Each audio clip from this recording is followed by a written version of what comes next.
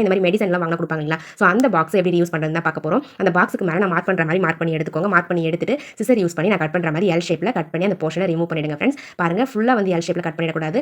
கொஞ்சம் வந்து ஒரு 1 சென்டிமீட்டர் கேப் விட்டுட்டு கட் பண்ணி எடுத்துக்கோங்க. அவ்வளோதாங்க ஃப்ரெண்ட்ஸ். இப்போ நமக்கு டாப்பில் வந்து பார்த்தீங்கன்னா ஓப்பன் ஆகிற மாதிரி இருக்கும். ஸோ அதனால் நான் டபுள் சைட் டேப் போட்டு ஓப்பன் ஆகாத மாதிரி ஒட்டி எடுத்துக்கிறேங்க. பாருங்கள், இந்த மாதிரி ஒட்டி விட்டுட்டிங்கன்னா உங்களுக்கு தனியாக பிரிஞ்சு வராது, ஓப்பனாக க்ளோஸ்டாகவே இருக்கும். அவ்வளோதாங்க ஃப்ரெண்ட்ஸ். இந்த மாதிரி ஒட்டி எடுத்துக்கிட்டு நம்ம இதுக்கு மேலே வந்து கவர் பண்ணுறதுக்காக கிஃப்ட் பேப்பர் எடுத்துருக்கேன். இந்த கிஃப்ட் பேப்பரை ஃபெவிகால் அப்ளை பண்ணி அழகாக இந்த பாக்ஸுக்கு மேலே ஒட்டி விட்டுருங்க ஃப்ரெண்ட்ஸ். இந்த மாதிரி ஒட்டி எடுத்துக்கணும். நம்மளுக்கு இந்த பாக்ஸுடைய மேலே இருக்கக்கூடிய அந்த எழுத்துக்கள்லாம் மறைஞ்சிரும். பார்க்கவும் உங்களுக்கு ரொம்ப நீட்டாக அழகாக இருக்குங்க. நம்ம என்ன பாக்ஸ் யூஸ் பண்ணியிருக்கோம் அப்படின்றது யாருக்கும் தெரியாது. பாருங்கள் ஃப்ரெண்ட்ஸ், ஃபுல்லாகவே நான் கவர் பண்ணி விட்டு எவ்வளோ அழகாக இருக்குன்னு பாருங்கள். இப்போ நம்ம என்ன பண்ண போகிறோம்னு பார்த்தீங்கன்னா, இந்த பேக் சைட் திருப்பிக்கிட்டு டபுள் சைட் டேப் வந்து மேலேயும் கீழே வந்து பார்த்தீங்கன்னா ஒட்டி எடுத்துக்கலாங்க. பாருங்கள், இந்த மாதிரி கொஞ்சம் அதிகமாகவே டபுள் சைட் டேப் ஒட்டிக்கோங்க. அப்போ தான் வந்து உங்களுக்கு ஸ்ட்ராங்காக இருக்கும் அந்த ஆர்கனைசர். அவ்வளோதாங்க ஃப்ரெண்ட்ஸ். இதை வந்து ஸ்டிக்கர்லாம் ரிமூவ் பண்ணிவிட்டு கிச்சனில் உங்களுக்கு எங்கே தேவைப்படுதோ அந்த இடத்துல ஒட்டி எடுத்துக்கோங்க. ஸோ இந்த பாக்ஸில் நம்ம அழகாக வந்து காஃபி தூள் பேக்கெட்லாம் போட்டு ஸ்டோர் பண்ணி வச்சுக்கலாம். இந்த மாதிரி வேஸ்ட்டாக தூக்கி போடக்கூடிய ஒரு காட்டன் பாக்ஸை யூஸ் பண்ணி ஒரு சூப்பரான ஆர்கனைசர் ரெடி பண்ணிக்கலாங்க.